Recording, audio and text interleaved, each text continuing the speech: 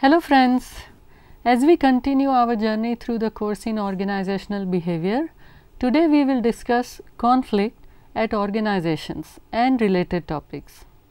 We will start with its definitions, discuss related concepts and see how conflict is linked with day-to-day life. Let us look at our learning objectives. The first is defining conflict. The second is differentiating among the traditional, interactionist and managed conflict views of conflict. Third is outlining the conflict process. Fourth is understanding, analyzing and describing the nature of small and large scale conflicts. Let us look at definition. Conflict is a process that begins when one party perceives that another party has negatively affected or is about to negatively affect something that the first party cares about. Similarly, conflict can be defined as a process in which one party perceives that another party has taken or will take actions that are incompatible with one's own interests. For the existence of conflict, there should be some form of interaction between the parties involved, which can result into incompatibility or opposition. It is based upon the perceptions. If one perceives no threat or is unable to identify the threat, then there won't be any conflict. The conflicts people experience in organizations can be incompatibility of goals, differences over interpretation of facts, disagreements based on behavioral expectations and so on. Conflict is in general perceived as something negative and detrimental to any organization. This is true to a large extent, but it is not the absolute truth. To understand conflict in organizational behavior, first of all, we need to understand various approaches or points of view towards conflict. Let us look at transitions in conflict related thought. There have been many different schools of thoughts to describe conflict. With passage of time, the importance given towards conflict and its management has been increased. They are as follows. The traditional view suggests that any type of conflict is bad and so it must be avoided. This term had a negative connotation in the traditional view. This view says that such conflicts should be avoided as it indicates malfunctioning. It was assumed that all conflicts are bad and must be avoided and discussed with terms such as violence, destruction and irrationality. This view was consistent with attitudes about group behavior that prevailed in the 1930s and 1940s. The human relations view is the second one. As per this approach, conflict is a natural, inevitable phenomenon and so it cannot be eliminated completely from any organization. Here, conflict was seen in a positive light as it was suggested that conflict may lead to an improvement in a group's performance. The interactionist view is the most recent approach. That is, the interactionist view says that some level of conflict is very much necessary for a group to perform effectively. This view encourages conflict on the grounds that a harmonious, peaceful, tranquil and cooperative group is prone to becoming static, apathetic and unresponsive to needs for change and innovation. The contribution of this view is recognizing that a minimal level of conflict can help keep a group viable, self-critical and creative. This view does not propose that all conflicts are good. As per this view, conflicts can be divided into two categories. First is functional form of conflict. This is also called constructive form of conflict as it supports the goals and objectives of the group and improves the performance. Second is dysfunctional form of conflict. It is also called destructive form of conflict, as this kind of conflict negatively affects a group's performance, which in turn impacts the organization in a direct or indirect way. Functional form of conflict can be differentiated from dysfunctional form of conflict on the basis of following three types. First is task conflict. It is related to the content and goals of the work. Second is relationship conflict. It focuses on interpersonal relations. And the third is process conflict. It is related to how the work gets done. Various studies have revealed that low to moderate levels of task conflict are healthy for the group and organization, as it stimulates discussion of ideas, which leads to better participation and outcome. Low level of process conflict is also beneficial in getting the things done effectively. In general, relationship conflicts have been found to be destructive. The ego clashes and rivalry between employees often do a lot of harm to the group as well as to the organization. Now, let us look at resolution focused view of conflict. There are some very specific cases in which conflict can be beneficial.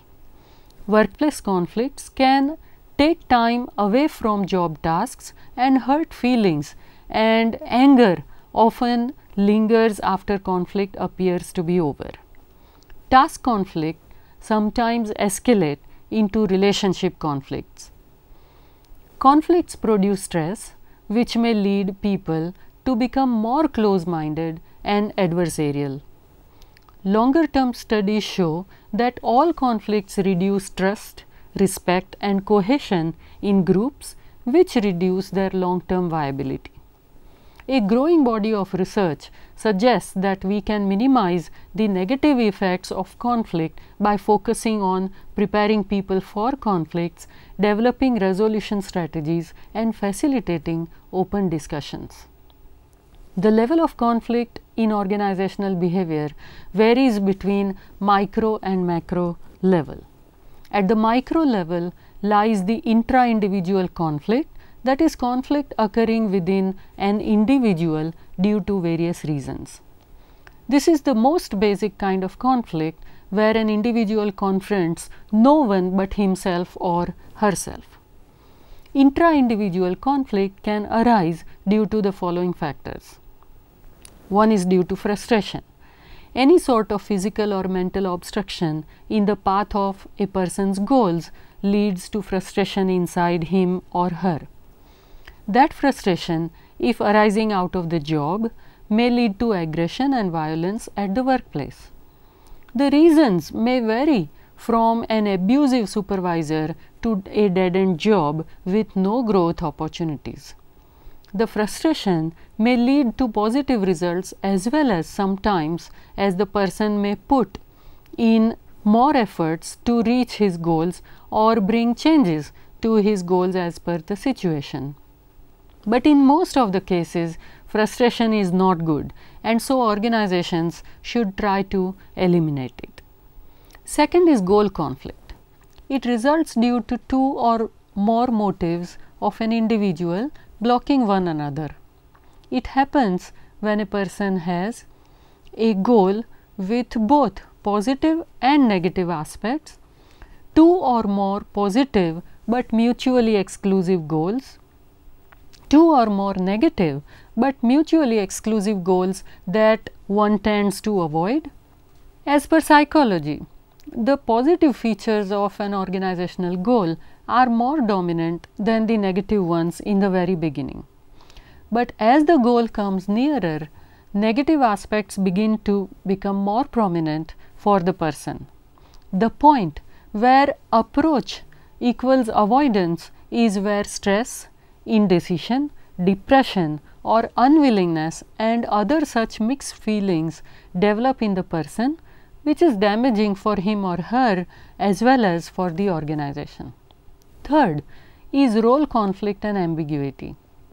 Role is defined as a position that has expectations evolving from established norms. Different roles have different expectations and demands associated with them, which sometimes lead to role conflict. There are three types of role conflict. In between the person and the role, it refers to the differences between a person's personality attributes and expectations attached with the role. Intra-role, due to contradictory expectations about how a given role should be played, an ambiguous situation arises for the person. Inter-role, due to differing requirements of two or more roles that must be played at the same time, inter-role conflicts arise. This mostly happens in case of work and non-work roles. For example, a working mother has to play two separate roles at home and at the office. Interactive conflict at the macro level. It includes conflict between individuals as well as groups. First is interpersonal conflict. The most common form of conflict in any organization is the one between two persons. There are four major reasons of interpersonal conflict. The differences between persons arising out of different cultural and family background, education and values. The communication breakdown in the organization. The incompatible roles of the managers in contrast to their functions and the tasks which are interdependent. And environment marred by work stress, downsizing, market competition, uncertainties also leads to conflict. Second is intergroup behavior and conflict. It refers to the conflict between members of one group with those of the other groups. The reason leading to these can be competition for organization's scarce resources like funds, space, workforce, etc. Difference in their objectives and priorities. Ambiguities on the part of responsibility and authority of a group. Envy between groups or unfair treatment of one group in terms of rewards, job assignments, working conditions, privileges, etc. Let us look at the stages of conflict development. Stage 1 is potential opposition or incompatibility. The first step in the conflict process is the appearance of conditions that create opportunities for conflict to arise. These conditions need not lead directly to conflict, but one of them is necessary if conflict is to surface. For simplicity's sake, we group the conditions which can also look at as causes or sources of conflict into three general categories: communication, structure and personal variables. The communication can be a source of conflict. They represent the opposing forces that arise from semantic difficulties, misunderstandings and noise in the communication channels. A review of research suggests that differing word connotations, jargon, insufficient exchange of information and noise in communication channel are all barriers to communication and potential antecedent conditions to conflict. Research has further demonstrated a surprising finding. A potential for conflict increases when either too late or too much communication takes place. Apparently, an increase in communication is functional up to a point after which it is possible to over communicate, with a resultant increase in the potential for conflict. Structure. The requirements of the jobs can bring people into conflict. These conflicts are structural in nature. The term structure in this context includes variables such as size of the group, degree of specialization in the tasks assigned to group members, jurisdictional clarity, member goal compatibility, leadership styles, reward systems and the degree of dependence between groups. Size and specialization can also stimulate conflict. The larger the group and the more specialized its activities, the greater is the likelihood of conflict. Tenure and conflict have been found to be inversely related. The potential for conflict is greatest when group members are younger and when turnover is high. The greater the ambiguity about where responsibility for action lies, the greater the potential for conflict to emerge. Such jurisdictional ambiguities increase intergroup fighting for control of resources and territory. Diversity of goals among groups is also a major source of conflict. When groups within an organization seek diverse ends, opportunities for conflict increase. Reward systems too create conflict when one member's gain comes at another's expense. Finally, if a group is dependent on another group, in contrast to the two being mutually interdependent, or if interdependence allows one group to gain at another's expense, opposing forces are stimulated. Then there are personal variables. Have you ever met someone for whom you felt an immediate dislike? You might have disagreed with most of the opinions that person expressed. Even insignificant characteristics, the sound of that person's voice, the smirk when he or she smiled, their personality annoyed you. We have all met people like that. When you have to work with such individuals, the potential for conflict arises. Our last category of potential sources of conflict is personal variables, which include personality, emotions, and values. Personality does appear to play a role in the conflict process. Some people just tend to get into conflicts a lot. In particular, people high in the personality traits of disagreeableness, neuroticism, or self-monitoring are prone to tangle with people more often and to react poorly when conflicts occur. An employee who shows up to work irate from his or her hectic morning commute may carry that anger with him or her at 9 a.m. meeting.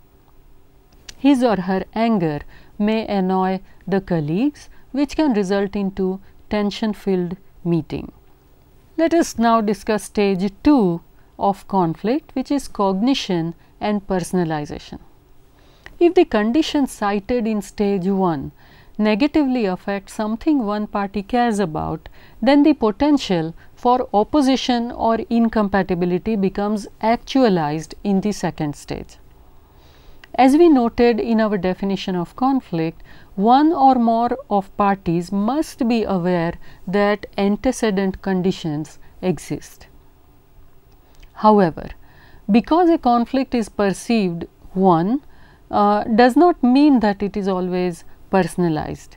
In other words, A may be aware that B and A are in serious disagreement, but it may not make A tense or anxious, and it may have no effect whatsoever on A's affection towards B. It is at the felt conflict level, when individuals become emotionally involved, that they experience anxiety, tension, frustration, or hostility. Keep in mind 2 points. First, stage 2 is important because it is where conflict issues tend to be defined, where the parties decide what the conflict is about. If I define our salary disagreement as a zero-sum situation, if you get the increase in pay you want, there will be just that amount less for me. Then I am going to be far less willing to compromise than if I frame the conflict as a potential win-win situation. The money in the salary pool might be increased for both of us to get the added pay that we want.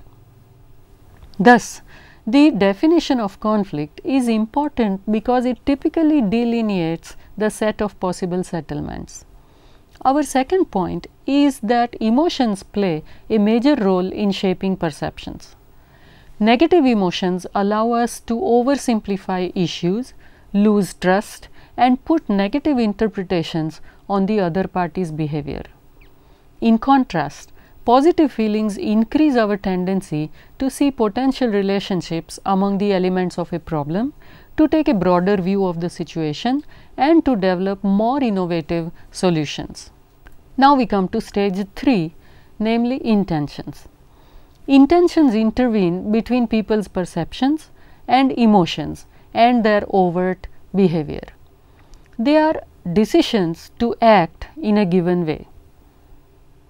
We separate out intentions as a distinct stage because we have to infer the other party's intent to know how to respond to his or her behavior. Many conflicts escalate simply because one party attributes wrong intentions to the other. There is also typically a great deal of slippage between intentions and behavior, so behavior does not always accurately reflect a person's intentions. Exhibit 2 represents the primary conflict handling intentions. Using 2 dimensions, cooperativeness, the degree to which one party attempts to satisfy the other party's concerns, and assertiveness, which is defined as the degree to which one party attempts to satisfy his or her own concerns. We can identify 5 conflict handling intentions: competing, which is defined as assertive and uncooperative; collaborating, which is defined as assertive and cooperative; avoiding, which is defined as unassertive and uncooperative; accommodating, unassertive and cooperative; and finally compromising, which is defined as mid-range on both assertiveness and cooperativeness. Let us discuss competing style. When one person seeks to satisfy his or her own interests regardless of the impact on the other parties to the conflict, that person is competing. You compete when you place a bet that only one person can win, for example. Collaborating is a style when parties in conflict each desire to fully satisfy the concern of all parties. There is cooperation and a search for a mutually beneficial outcome. In collaborating, the parties intend to solve the problem by clarifying differences rather than by accommodating various points of view. If you attempt to find a win-win solution that allows both parties' goals to be completely achieved, that's collaborating. Avoiding. A person may recognize a conflict exists and want to withdraw from or suppress it. Examples of avoiding includes trying to ignore a conflict and avoiding others with whom you disagree. Accommodating. A party who seeks to appease an opponent may be willing to place the opponent's interests above his or her own, is sacrificing to maintain the relationship. We refer to this intention as accommodating. Supporting someone else's opinion despite your reservations about it, for example, is accommodating. Compromising. In compromising, there is no clear winner or loser. Rather, there is a willingness to ration the object of the conflict and accept a solution that provides incomplete satisfaction to both the parties' concerns. The distinguishing characteristic of compromising, therefore, is that each party intends to give up something. Stage 4 is behavior. When most people think of conflict situations, they tend to focus on behavior because this is where conflict becomes visible. The behavior stage includes the statements, actions and the reactions made by conflicting parties, usually as overt attempts to implement their own intentions. As a result of miscalculations or unskilled enactments, overt behaviors sometimes deviate from the original intentions. It helps to think of behavior as a dynamic process of interaction. For example, you make a demand on me, I respond by arguing, you threaten me, I threaten you back, and so on. Exhibit 3 provides a way of visualizing conflict behavior. All conflicts exist somewhere along this continuum. At the lower part are conflicts characterized by subtle, indirect, and highly controlled forms of tension, such as a student questioning in the class a point the instructor has just made. Conflict intensities escalate as they move upward along the continuum until they become highly destructive. Strikes, riots, and wars clearly fall in this upper range. Conflicts that reach the upper ranges of the continuum are almost always dysfunctional. Functional conflicts are typically confined to the lower range of the continuum. Now, let us look at conflict resolution techniques. First is problem solving. Face-to-face meeting of the conflicting parties for the purpose of identifying a problem and resolving it through open discussion. Second is a superordinate goals, creating a shared goal that cannot be attained without the cooperation of each of the conflicting parties. Third is expansion of resources. When a conflict is caused by the scarcity of resource, for example, money, promotion, opportunities, office space, expansion of resources can create a win-win solution.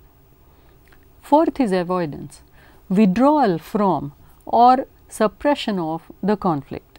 Fifth is smoothing, playing down the differences while emphasizing common interests between the conflicting parties. Sixth is compromise. Each party to the conflict gives up something of value. Seventh is authoritative command. Management uses its formal authority to resolve the conflict and then communicates its desire to the parties involved. Eighth is altering the human variable. Using behavioral change techniques such as human relations training to alter the attitudes and behaviors that cause conflict. Ninth is altering the structural variables. Changing the formal organization structure and the interaction patterns of conflicting parties through job redesign, transfers, creation of coordinating positions, and the like. Let us look at conflict stimulation techniques. Communication. Using ambiguous or threatening messages to increase conflict levels. Bringing in outsiders, adding employees to a group where backgrounds, values, attitudes, or managerial styles differ from those of present members. Restructuring the organization, that is realigning work groups, altering rules and regulations, increasing interdependence, and making similar structural changes to disrupt the status quo. Appointing a devil's advocate, designating a critic to purposely argue against the majority positions held by the group. Finally, stage 5 is outcomes. The action-reaction interplay between the conflicting parties results in consequences. As our model demonstrates, these outcomes may be functional if conflict improves the group's performance, or dysfunctional if it hinders the performance. Functional outcomes. It is hard to visualize a situation in which open or violent aggression could be functional, but it is possible to see how low or moderate levels of conflict could improve the effectiveness of a group. Let us consider some examples and then review the research evidence. Note that all our examples focus on task and process conflicts and exclude the relationship variety. Conflict is constructive when it improves the quality of decisions, stimulates creativity and innovation, encourages interest and curiosity among group members, provides the medium through which problems can be aired and tensions released, and fosters an environment of self-evaluation and change. The evidence suggests conflict can improve the quality of decision making by allowing all points to be weighed, particularly those that are unusual or held by minority. Conflict is an antidote for groupthink. It does not allow the group to passively rubber stamp decisions that may be based on weak assumptions, inadequate consideration of relevant alternatives, or other debilities. Conflict challenges the status quo and therefore furthers the creation of new ideas, promotes reassessment of group goals and activities, and increases the probability that the group will respond to change. An open discussion focused on higher order goals can make these functional outcomes more likely. Groups where members have different interests tend to produce high quality solutions to a variety of problems than do homogeneous groups. Team members with greater differences in work styles and experience also tend to share more information with one another. These observations lead us to predict benefits to organizations from the increasing cultural diversity of the workforce. And that is what the evidence indicates under most conditions. Heterogeneity among group and organization members can increase creativity, improve the quality of decisions, and facilitate change by enhancing member flexibility. Researchers compared decision-making groups composed of all Caucasian individuals with group that also contained members from Asian, Hispanic and Black ethnic groups. The ethnically diverse groups produced more effective and more feasible ideas, and the unique ideas they generated tended to be of higher quality than the unique ideas produced by all Caucasian group. Let us also give thought to dysfunctional outcomes. The destructive consequences of conflict on the performance of a group or an organization are generally well known. Uncontrolled opposition breeds discontent, which acts to dissolve common ties and eventually leads to destruction of the group. And of course, a substantial body of literature documents how dysfunctional conflicts can reduce group effectiveness. Among the undesirable consequences are poor communication, reductions in group cohesiveness, and subordination of group goals to the primacy of infighting among members.